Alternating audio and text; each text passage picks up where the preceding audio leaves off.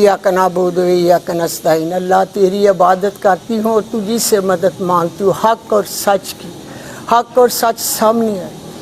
मैं आप सबका बहुत शुक्रिया अदा करती हूँ, आपने मुझे बुलाया और मेरी आवाज़ को आप उठाएंगे।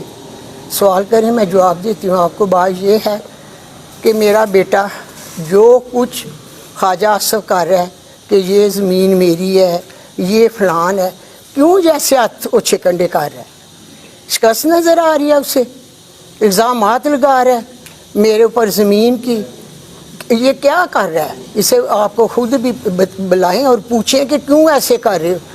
बात सुने, आज से 70 साल पहले ख्वाजा आसफ के बाप ख्वाजा मोहम्मद सफदर महरूम ने भी अपने मुखालफिन के साथ इसी तरह पेपर रिजेक्ट करा के इलेक्शन जीता था। ख्वाजा आसफ, बाप के भी तुम बाप निकले हो, मगर ये मैं तारीख दराने नहीं दूंगी।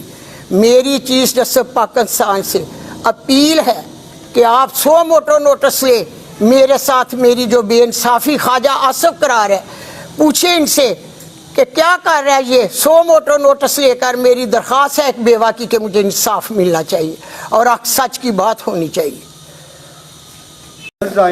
कागज़ जमा कराने में पुलिस का किरदार जहाँ पे रहा, आप सब लोगों ने कवर भी किया, लाइव भी चला। हमें दूसरे दिन जाके कामयाबी मिली कि हम कागज़ आरओ साहब के पास जमा करा सकें।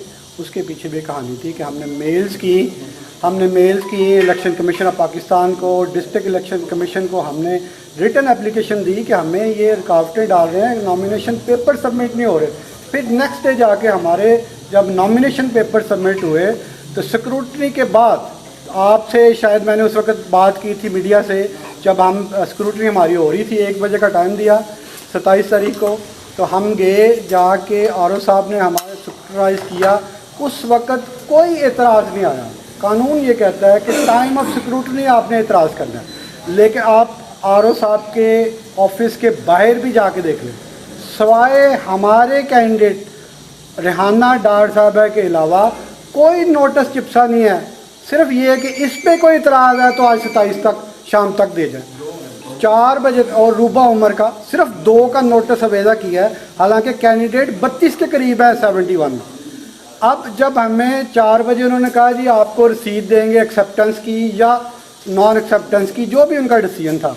4 बजे एक ख्वाजा आसिफ का वो टाउट कह लें, करिंदा कह लें उसको, वो पूरा सियालकोट जानता है कि उसका नून लीग के साथ क्या ताल्लुक है।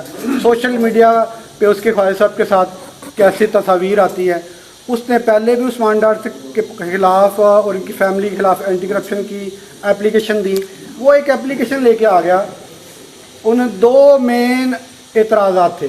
एक तो VIP वेयर्स का, उन्होंने कहा जी कि सोशल सिक्योरिटी के कुछ रकूम इनके बकाया जात हैं।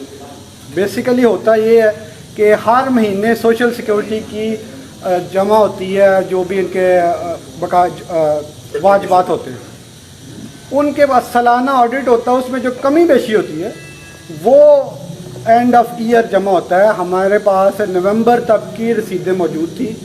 हमने आरओ साहब को कहा कि ये नवंबर की रसीद है, दिसंबर अब ख़त्म होगा तो फिर हम जाएंगे जमा फर्दर का। नहीं जी ये आपका डिफ़ॉल्ट है। ये मैंने कहा डिफ़ॉल्ट में नहीं आता।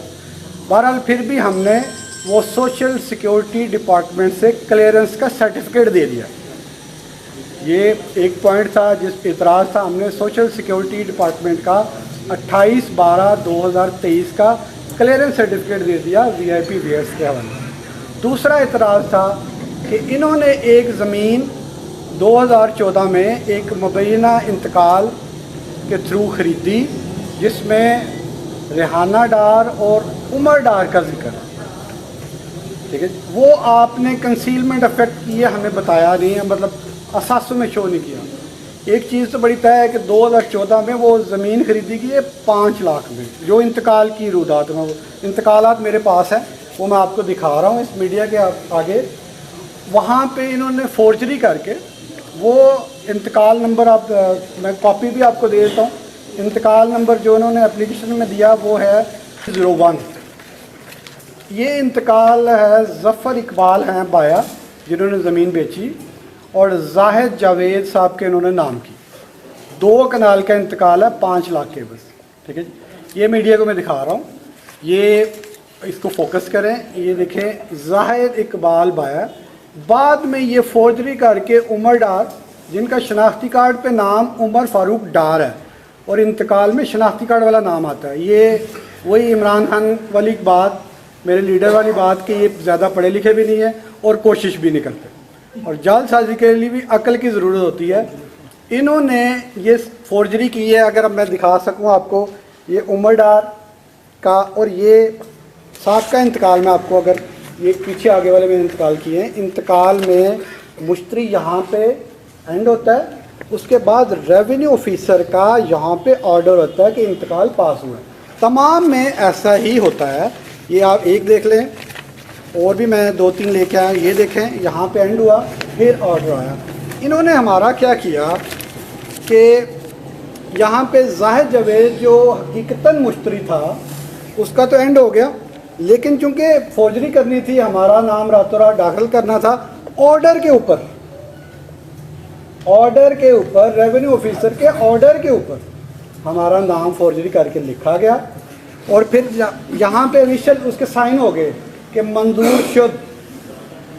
بعد میں پھر آخری لائن میں جا کے ہمارا نام ایک دفعہ پھر نئی پینسل سے شامل کیا. دوسری فورجری کی یہاں پہ ایک اور مثال ہے کہ آپ دیکھ سکتے ہیں یہاں پہ حصہ کم کیا گیا. پہلے 40/214 تھا زاہد جاوید کا حصہ, اس کو 40/20 کیا, ٹھیک ہے.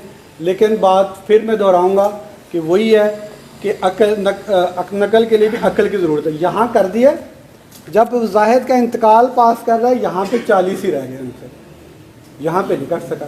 اور انتقال کی بیک سائڈ پہ جو ہمیں دیا گیا انتقال, اٹیسٹڈ کاپی میرے پاس, بیک سائڈ پہ یہاں پہ نہ ریحانہ نہ عمر ڈار ریحانہ امتیاز کا کوئی سگنیچر, کوئی انگوٹھا, کوئی تصویر نہیں ہے. ریونیو ریکارڈ ہے یہ میرے پاس, اٹیسٹڈ کاپی, ٹھیک ہے. کوئی تصویر, کوئی انگوٹھا, کوئی شناختی کارڈ نمبر, کوئی ان کے سگنیچر, کوئی بھی نہیں. یہ سارا فراڈ کیا ہے. اس کے بارے میں ہم تفصیلی جواب وہ دے چکے ہیں, اس کی کاپی بھی انشاءاللہ آپ کو پرووائڈ کریں گے. اس کے علاوہ ہم نے اس میں سول سوٹ بھی کیا ہے, اور انشاءاللہ تعالی اب یہ اینٹی کرپشن کی درخواست بھی دینے جا رہے ہیں. وہ ریونیو ہیڈ کے حلقہ پٹواری, تحصیلدار, جو بھی ریونیو ریکارڈ ہولڈر ہے, جو بھی ریونیو ریکارڈ کے کسٹوڈین ہیں, ان کے خلاف ہم اینٹی کرپشن کی کارروائی